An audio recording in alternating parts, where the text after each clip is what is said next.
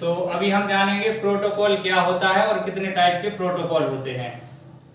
तो प्रोटोकॉल में आप लोगों को हम सिखाएंगे I2C प्रोटोकॉल क्या होता है, I2S प्रोटोकॉल क्या होता है, SPI, SPMI, EBI, USB, JTAG, UART, MIPI, DSI, CSI, जितने भी टाइप के हमारे प्रोटोकॉल होते हैं हम उनके बारे में जानेंगे। प्रोटोकॉल होता क्या है और ये वर्क कैसे करता है। तो एक हमारा सबसे ज्यादा मोबाइल में देखने वाला प्रोटोकॉल है I2C प्रोटोकॉल। तो I2C प्रोटोकॉल वर्क कैसे करता है, एक हमारा मास्टर होता है जो CPU, एक होती है हमारी स्लैब। तो बाकी हमारी जो पावर आईसी हुई, चार्जिंग आईसी, जितनी भी आईसी हैं वो सब स्लैब होती हैं, हमारा CPU होता है मास्टर। तो मास्टर से स्लैब के बीच में जो बातचीत कराने के लिए कम्युनिकेशन बनाया जाता, उस कम्युनिकेशन को प्रोटोकॉल कहते हैं। और ये जो प्रोटोकॉल है ये I2C प्रोटोकॉल है। तो इसमें एक SCL यानी सीरियल डाटा, एक SDA यानी सीरियल डाटा और SCL सीरियल क्लॉक, यानी दो लाइनें होती हैं हमारी, एक डाटा की और एक क्लॉक की। तो हमारा मास्टर से क्लॉक स्लैब के लिए जाएगा, मास्टर से क्लॉक स्लैब के लिए जाएगा और डाटा में होगा I2C एड्रेस। तो I2C एड्रेस यहां से जाएगा, स्लैब के एड्रेस से मैच करेगा। जब मैच हो जाएगा तब ये डाटा आएगा और जाएगा, डाटा की लाइन से दोनों काम होंगे, यानी मास्टर से डाटा जाएगा भी और स्लैब से डाटा आएगा भी, लेकिन हमारी जो क्लॉक होती है वो यहां से जाएगी। तो इस प्रकार से दोनों लाइनों के थ्रू हमारा I2C प्रोटोकॉल एक दूसरी आईसी को कम्युनिकेशन कराता है।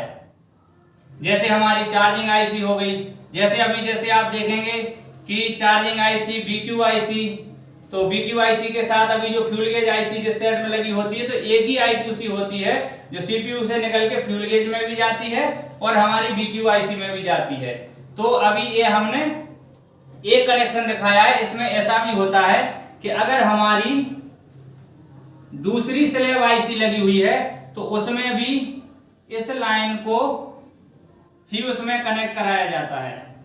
कई बार हमारी I2C दो लाइन से सिर्फ एक ही आईसी से बात करती है, कई बार एक ही I2C हमारी दो दो तीन तीन आईसीओ से भी आपस में कम्युनिकेशन करती हैं, आपस में बातचीत करती हैं। तो होता ऐसा है जैसे हमारी इस स्लैब आईसी का I2C एड्रेस 0/1 या 0/B जो भी एड्रेस इसका होता है, जब हम डायग्राम पढ़ेंगे तो डायग्राम में उस पे आईसी के पास लिखा भी होता है कि इसका I2C एड्रेस क्या है।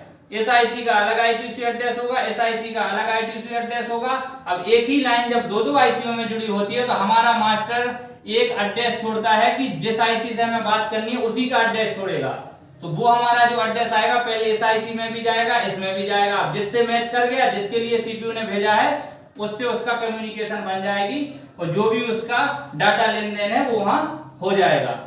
तो इस टाइप से हमारा I2C प्रोटोकॉल वर्क करता है, यानी दो लाइनें हमारी होती हैं मास्टर से स्लैब के लिए।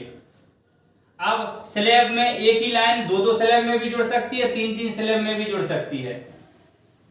ठीक, अब एक इसमें पुल अप वोल्टेज दिया जाता है, 2.2 किलो ओम के रजिस्टर लगा के इसमें 1.8 वोल्टेज दिया जाता है, तभी ये हमारी लाइन काम करती है। तो इसमें हमारा वोल्टेज दिया जाता है, ये क्वालिकॉम में होता है, मीडियाटेक में वोल्टेज के लिए अलग से रजिस्टर हमें देखने को नहीं मिलती हैं। और जो हमारे नेटवर्क सेक्शन का I2C होता है उसमें भी आपको पुल अप वोल्टेज नहीं मिलेगा। एक ही I2C हमारी तीन तीन आईसीओ में जुड़ी होती है, जैसे APT, 2G का PF, 4G का PF, तो सभी ऐसे कम्युनिकेशन बना के चलती हैं, लेकिन CPU उनका एड्रेस भेजती है कि आपको किससे बातचीत करनी है, उसी का आपका I2C एड्रेस भेजेगी। जिस आईसी से उसका मैच कर गया उस आईसी से उसका कम्युनिकेशन बन जाएगा, डाटा उसका आएगा और जाएगा। अब एक होता है हमारा SPI, serial peripheral interface. Serial peripheral interface जो हमारा एक प्रोटोकॉल है, इसको SPI प्रोटोकॉल बोलते हैं। इसमें अभी देखो I2C में क्या है, एक ही डाटा लाइन है। इस SPI की बहुत फास्ट स्पीड है, जैसे आज के टाइम में हमारा अक्सर फिंगरप्रिंट, टच, इनमें हमारा एक प्रोटोकॉल मिलता है। जैसे ही आपने फिंगर पे हाथ रखा बहुत फास्ट स्पीड में काम करता है। टच भी अभी जो नए नए सेटों के आ रहे हैं वो भी बहुत फास्ट स्पीड में काम करते हैं। तो उसमें SPI प्रोटोकॉल हमें देखने को मिलता है। तो SPI प्रोटोकॉल वर्क कैसे करता है, MOSI यानी master output slab input. M का मतलब मास्टर, O का मतलब आउट और एस का मतलब स्लैब, ई का मतलब, आई का मतलब इनपुट। यानी मास्टर आउटपुट करेगा यहां से जो स्लैब उसको इनपुट करेगा।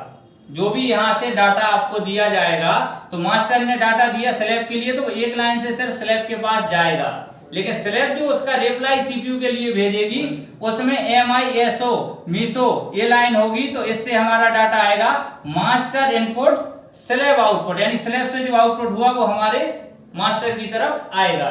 अब एक लाइन होती है SCL, तो जहां भी हमें डाटा को ले जाना होता है या लाना होता है तो बगैर क्लॉक के हमारा डाटा आता जाता नहीं है, डाटा हमारा क्लॉक के साथ चलता है।